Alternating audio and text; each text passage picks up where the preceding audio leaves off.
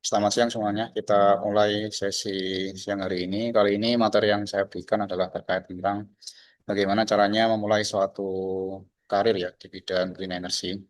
Mengapa kok green energy? Karena ini salah satu industri yang baru naik daun pada beberapa tahun terakhir dan kebutuhannya masih amat sangat besar. Jadi dibandingkan dengan beberapa industri alternatif-alternatif lainnya, salah satu yang bisa kalian tekuni ke depannya yang paling seksi adalah green energy industri. Sebelumnya ini ada ini ya riwayat singkatku. Aku dulu S1-nya Fisika ITS di Surabaya, kemudian lanjut Renewable Energy ITS Surabaya dan sekarang menjadi founder dari Solaris atau PT Listrik Surya Energy yang memiliki spesialis di bidang instalasi pembangkit listrik tenaga surya dengan berbagai kebutuhan ya dari mulai engineering, energy analysis, financial analysis, detail engineering detail, desain PV system, konsultasi, dan juga nanti ke depannya akan merambah ke arah stasiun pengisian kendaraan listrik umum. Kemarin sudah ada beberapa permintaan masuk. Jadi nanti ke depannya juga akan mengembangkan ekosistem hijau, tidak hanya terbatas pada PLTS, tapi juga yang lain-lain.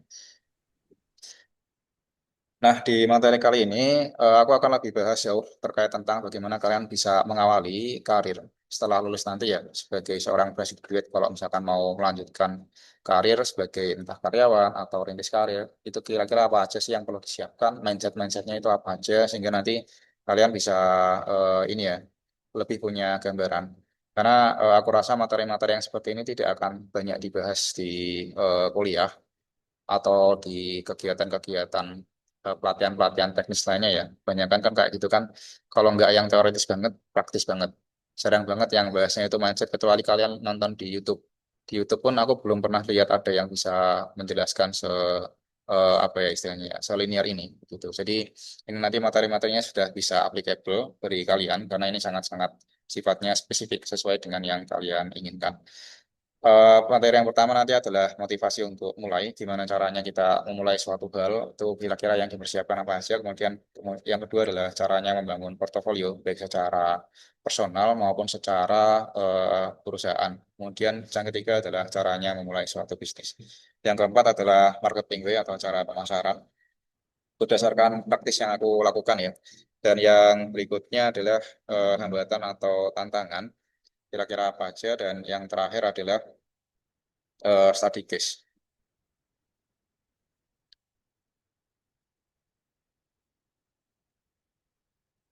Oke, langsung masuk kita materi yang pertama adalah motivasi kuat untuk memulai. Sebelum kita memulai suatu, itu pasti harus memiliki suatu motivasi yang awalnya itu dari internal ya.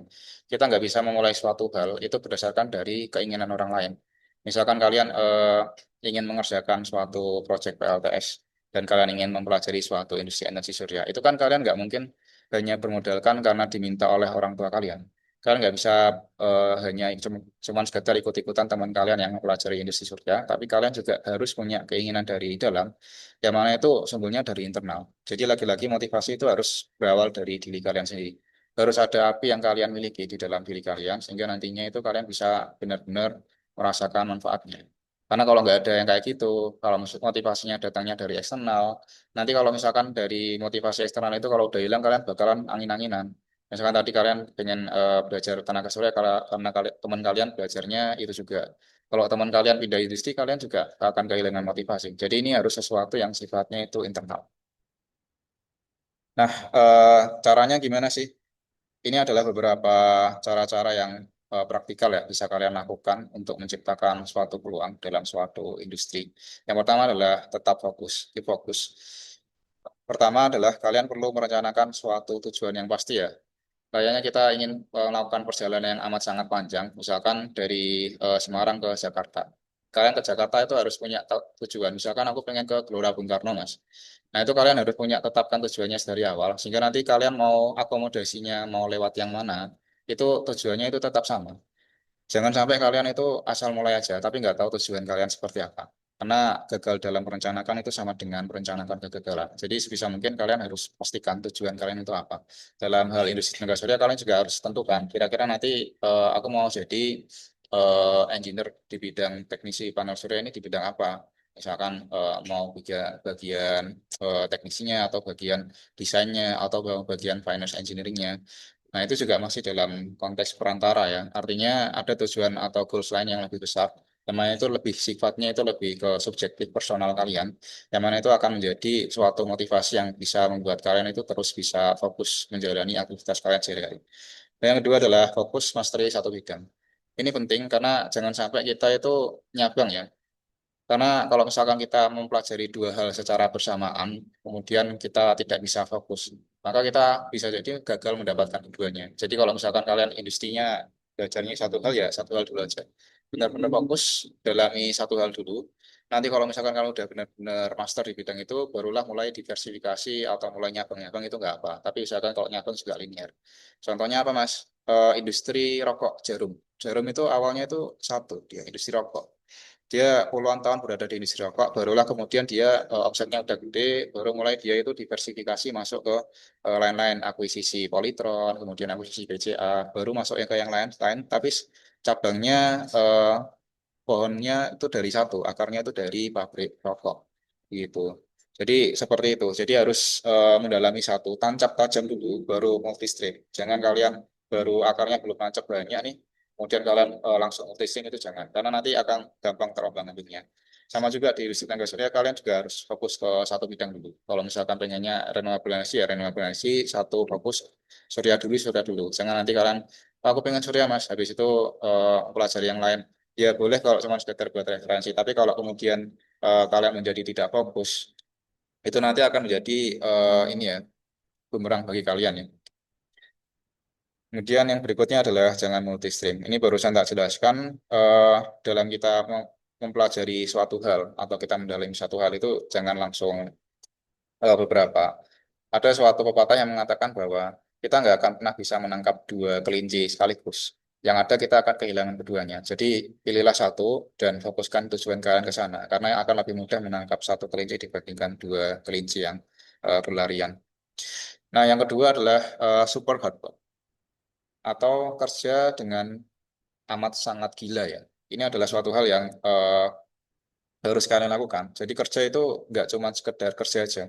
Benar-benar kalian harus melakukan itu dengan amat sangat gila. Yang pertama perlu kalian lakukan adalah always do the extra mile. Ini yang selalu aku tekankan dalam kalian melakukan sesuatu itu jangan cuma lakukan setengah-setengah toh. Lakukan 110%. Kalian dikasih tugas apa ya lakukan yang terbaik di situ. Kalian bisa lakukan dalam waktu yang misalkan 10 jam, kalian bisa lakukan lebih baik dalam 11 jam ya lakukan 11 jam. Tapi poinnya itu bukan tentang kualitasnya. Karena hard work itu akan selalu bisa kalian lakukan ketika kalian itu bisa mempelajari suatu hal itu dengan amat sangat baik. Sehingga ini menjadi suatu penting karena itu nanti akan bisa dilihat etos kerja dari kalian. Etos kerja dari kalian itu seperti apa. Kalau kalian nanti kerja itu kan bos kalian bisa lihat ini kerjanya setengah-setengah, oh ini kerjanya itu benar-benar. Bos kalian itu akan lebih suka orang-orang yang nantinya itu dia itu work ethicnya itu lebih bagus dibandingkan secara keilmuan dia ini ya nggak terlalu bagus. Jadi kalau dibandingkan orang yang punya work ethic bagus dengan keilmuan yang tidak terlalu bagus, itu mereka akan lebih memilih orang-orang yang punya work ethic bagus meskipun keilmuannya nggak terlalu pinter gitu.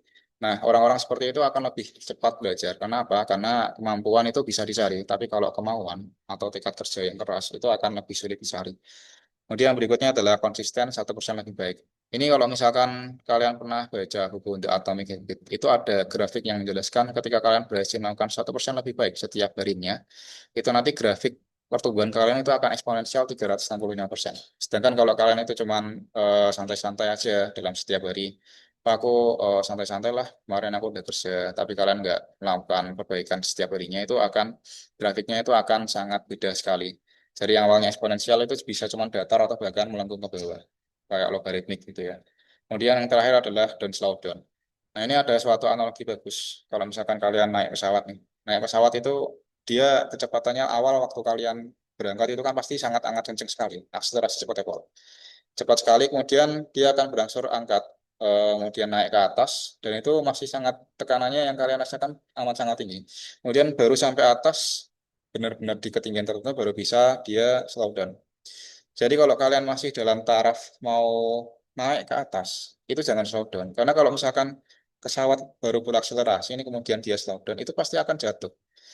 Poinnya adalah ketika kalian dalam mengusahakan suatu apapun, ketika belum pada sampai save point yang bisa kalian rasakan, itu jangan memperlambat gerakan kalian. Karena sukses itu cinta akan kecepatan. Jadi benar-benar harus kerja itu cepat, tap, tap, tap, tap, harus cepat, apa-apa cepat.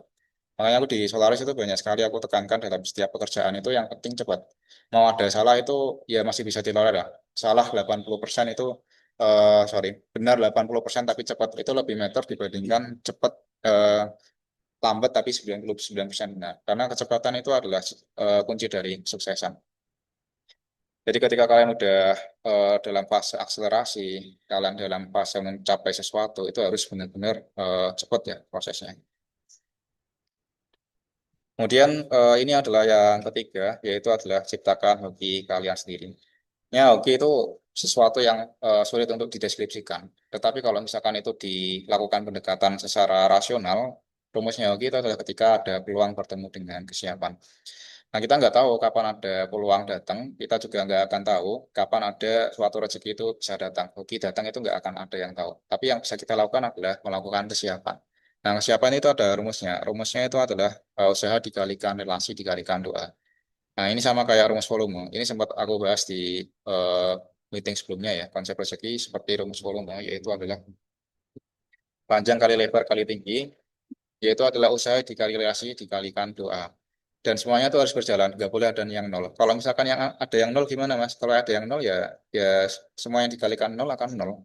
Jadi tetap harus ada usaha dalam setiap dimensi yang ada di sini. Usaha juga kalian lakukan usaha sejauh mungkin, kemudian relasi kalian bisa lakukan seluas mungkin, dan doa kalian bisa langitkan ya setinggi mungkin.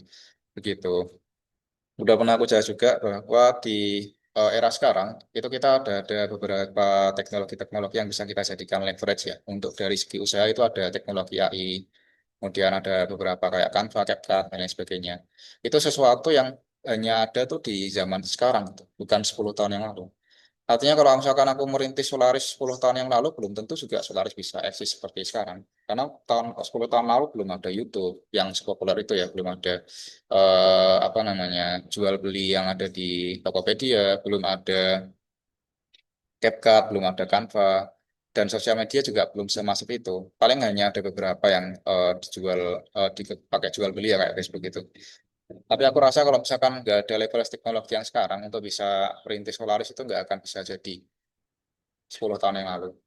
Makanya akan sangat diuntungkan di generasi yang sekarang ya. Dan kalian adalah Gen Z yang sangat melek teknologi itu bisa memanfaatkan usaha dengan amat sangat bagus. Apalagi kayak misalkan ChatGPT, kalian bisa menggunakan itu kan bisa semaksimal mungkin. Dan itu nggak akan terjadi 5 tahun yang lalu atau 10 tahun yang lalu. Kemudian yang kedua adalah relasi. Ini ada juga leverage-nya sosial media. Sosial media sekarang itu kan amat sangat kerat ya. Kalian sehari-hari juga pasti lihatnya kan sosial media. Entah Instagram, entah YouTube, entah TikTok, dan lain sebagainya. Itu ada banyak sekali konten-konten yang kalian tonton, itu dari para konten kreator dan juga influencer, yang mana mereka itu memberikan suatu produk, dan kalian itu hanya sebagai konsumen. Jadi ada banyak sekali konsumen, dan ketika kalian menikmati suatu platform itu secara gratis, artinya kalian adalah produknya. Aku selalu memiliki mindset bahwa aku tidak ingin menjadi orang-orang yang menjadi produk atau ikut gerombolan orang-orang yang menjadi mayoritas ya. Sehingga aku lebih memilih untuk bisa menjadi pencipta dari produk, atau dalam hal ini dalam konteksnya sosial media adalah konten kreator. Nah, ini memang nggak semua orang bisa, karena terkadang kan ada yang kayak aku nggak suka tampil di depan kamera Mas, oh aku nggak bisa ngomong Mas, oh aku nggak bisa ngedit lah. Nah, itu aku juga dari awal ini nggak selalu bisa langsung semuanya, nggak bisa ngedit, belum belum tentu mau tampil. Cuman kalian tuh dari dulu satu bisa ngomong. Jadi dari situ aku kemudian belajar, mulai bisa ngedit, kemudian mulai berani buat bikin konten, kemudian mulai berani buat bisa ngurusin sosial media. Karena aku baru pegang Instagram itu paling setelah lulus kuliah ya. Jadi aku dari SMA itu aku belum punya HP Android. SMA kelas terakhir itu aku baru punya HP Android, dan dari situ aku baru tahu sosial media. Jadi perkembangannya itu amat sangat lambat dibandingkan kalian, apalagi kalau dibandingkan dengan generasiku. Teman-teman tuh kebanyakan udah punya HP Android itu dari tahun mereka SMP kan. Nah, aku baru punya Android itu kelas 12 SMA. Jadi aku sangat amat telat dalam hal teknologi, dan Instagram itu aku mau install itu HP ku nggak kuat. Jadi aku tidak menikmati Instagram secara penuh. Kuliah pun kayak gitu. Aku baru beli HP baru itu kuliah semester berapa ya? 6 atau berapa. Nah itu aku baru ada Instagram, tapi Instagram aku nggak terlalu banyak ngulik, jadi nggak tak aktifkan. Baru benar-benar kepegang itu after COVID, dan itu setelah lulus kuliah. Jadi benar-benar bisa menikmati teknologi yang namanya Instagram dan juga memaksimalkan potensinya itu adalah setelah kuliah. Pas aku itu amat sangat lambat. Dan kalian ini sangat diuntungkan, karena kalian itu sudah mengenal teknologi ini sedari lama. Begitu. Dan juga ada banyak sekali platform-platform lain ya, bisa dimanfaatkan yang untuk bisa membuat suatu konten atau apapun yang itu bisa membantu personal branding kalian. Sebenarnya nggak harus yang sulit-sulit sih. Kadang kan kayak misalkan aku bikin video teori kayak gini, aku record, kemudian nanti ada beberapa yang aku potong atau masukkan ke entah YouTube, entah Instagram dan apa. Nanti seiring berjalannya waktu juga ada yang terisi. Kuncinya itu satu sih, mulai dulu aja. Nggak harus selalu sempurna, nggak harus selalu baik. Yang penting itu mulai dulu aja. Mark Zuckerberg selalu bilang bahwa ide itu tidak akan selalu muncul sempurna dia. Yang bisa menyempurnakan adalah ketika kalian melakukannya, dan nanti akan menjadi sesuatu yang clear ketika kalian bisa sudah terjun di sana. Beberapa itu akan mulai terpetakan. Oh ini nanti bisa diimprovisasi seperti ini dan lain sebagainya. Kemudian berikutnya adalah doa. Doa ini sesuatu yang sifatnya itu sebenarnya kalau secara psikologis itu lebih ke arah self affirmation ya. Self affirmation itu artinya kita mengucapkan suatu kata yang mana itu ketika kita benar-benar bisa mengamini, percaya akan kehadiran suatu doa tersebut bisa hadir ke dalam kehidupan kita, itu nanti semesta akan secara tidak langsung itu akan membantu mewujudkan apa yang kalian inginkan. Ini sebenarnya ada bukunya sendiri. Kalian bisa baca, namanya adalah Think and Grow Rich, karyanya Napoleon Hill. Itu beliau bukan menerangkan dari perspektif agama ya. Beliau menerangkan dari perspektif psikologis dan sangat amat bagus bukunya. Itu aku rekomendasikan kalian minimal baca sekali seumur hidup. Jadi di dalam sana itu ada konsep-konsep pemikiran yang mana ketika kalian bisa punya suatu keyakinan yang amat sangat penuh terhadap suatu hal, itu akan terjadi. Maka semesta akan benar-benar membantu kalian mencapainya. Caranya kayak gimana? Nah, dari beliau itu kasih contoh praktikal itu misalkan ya, di setiap kamu mau tidur, itu kamu membaca suatu hal, membaca suatu hal atau memberikan sugesti kepada diri kalian bahwa aku akan capai 1 miliar pertama di tahun 2030 melalui instan surya. Itu kalian ucapkan itu sepanjang malam setiap hari dari mulai hari ini sampai di tahun 2030. Itu lama kelamaan dari yang awalnya kalian hanya baca hanya sekedar formalitas, lama kelamaan dari diri kalian itu akan tersugesti bahwa itu akan menjadi suatu keyakinan yang amat sangat prinsipal. Dan nanti seiring berjalannya waktu itu akan menjadi suatu kenyataan. Itu sudah dibuktikan dan itu sesuatu yang sifatnya itu praktikal. Di bukunya Napoleon Hill itu beliau berhasil mewawancarai ratusan bahkan banyak sekali ya. Itu para miliarder, miliarder dan juga konglomerat yang ada di dunia. Beliau abdikan seluruh hidupnya itu untuk mewawancarai para orang-orang terkaya dan tersukses yang ada yang pernah hidup di zaman itu. Jadi semua buku yang beliau rangkum, semua wawancara yang beliau lakukan itu beliau rangkum dalam suatu buku Think and Grow Rich. Itu prinsip-prinsipnya itu bisa ini ya, teramini. Nah, kalau misalkan kalian adalah makhluk yang beragama, kalian juga nggak ada salahnya kemudian mentransfer dari logika yang tadi barusan tak sampaikan, itu dalam ke perspektif agama kalian. Di agama Islam kita tahu ada beberapa amalan-amalan sunnah, kayak misalkan ya kamu sholat tahajud, kemudian ada juga sholat-sholat yang lain, doa-doa di hari-hari mustajab, seperti yang kemarin disampaikan Raffi malam Lailatul Qadar ya. Ya itu kan sesuatu yang sifatnya itu ada di agama doang. Nanti di agama Kristen sama Katolik juga ada sendiri-sendiri ya buat momen-momen untuk berdoa. Artinya sebenarnya dengan adanya fasilitas itu, dengan adanya keyakinan yang seperti itu nanti akan membantu dari kalian ini bisa tersugesti lebih jauh. Dan itu nanti menjadi sesuatu yang akan, ya namanya doa itu kan harapan ya, bisa tersemogakan gitu. Jadi ketiga konsep inilah yang menjadi wadah, atau ketika kalian bisa memperluasnya itu, ketika wadah tersebut akan semakin luas, peluang kalian itu bisa mendapatkan suatu hobi, itu nanti akan bisa datang. Salah satunya seperti itu. Contoh menciptakan hoki yang lain seperti apa, Mas, di luar dari wadah ini? Kita bisa ambil hokinya orang lain. Misalkan begini, eh, aku adalah industri tenaga surya yang ada di Kudus itu EPC-nya itu cuma Solaristo. Maka kalau misalkan ada orang lain yang mau pasang panel surya yang ada di Kudus, dan dia Google Map di Solaris dikhususkan cuma ada Solaris. Maka ketika ada orang nyari project buat PLTS, pasti datangnya nanti ke aku. Karena apa? Karena satu-satunya yang ada di Kudus ya aku tok gitu. Kalau misalkan yang dapat project orang lain, aku bisa ambil hokinya orang lain dengan cara aku punya relasi dengan orang itu. Jadi dengan cara kita mengambil hoki orang lain itu bisa menjadi hoki kita sendiri. Jadi cara lain di luar dari wadah kita ya untuk bisa mendapatkan suatu hoki itu adalah dengan mengambil hokinya orang lain.